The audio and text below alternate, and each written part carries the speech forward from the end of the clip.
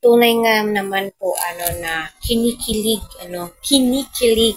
itong si Beyonce kapag nababanggit ang pangalan ng kanyang lover boy. Kahit sino naman, kikiligin. Kikiligin ka talaga kapag nababanggit ang pangalan, kapag sa'yo na po mismo lumalabas sa bibig mo. Yung tipong, wag ka nang magkuya, hindi na magkukuya. Edo na lang. So, sino ba naman ang hindi kikiligin? Alam naman po natin lahat kung basihan yung edad ni Beyonce at saka ni X.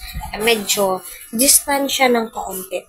Pero kapag usapang pag-ibig, ay naku, age doesn't matter. Naniniwala ako dyan, kasi ako at ang asawa ko, kung hindi nyo tinatanong, malamang din nyo tatanungin, 5 years po yung gap namin, yung iba nga 20 years, yung iba nga 15 years. Once na nagkakaintindihan kayo, di ba? Nire-respetin nyo yung bawat isa. Age doesn't matter. Di ba? Kasi kapag pag-ibig na po yung pinapairal, ay naku, no.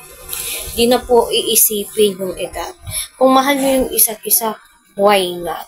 So, kita naman po natin sa part 48, na nagpapasalamat si Beyonce, dahil sa Kalingap, dahil nga po kay Kuya Edu, kay Edu, ay dumarami po yung blessings, no? Totoo naman, dami po talaga ng blessings na natatanggap ni Beyonce, especially sa mga sponsors na nagtitiwala at nagmamahal po sa kanilang dalaw, no? So, ang laki po talaga ng pinagbago ng buhay ni Beyonce simula ng malingap ng Kalingap, di ba?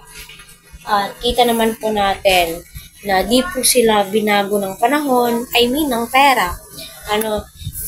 Napaka down to earth pa rin po ni Beyonce, especially ng kanyang mga magulang. Totoo na.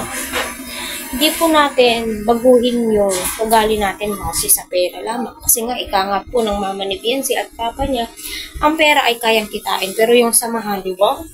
Ika nga ni Eds, panghabang buhay na nga daw po yung samahan po nila ni wifey. Sana all.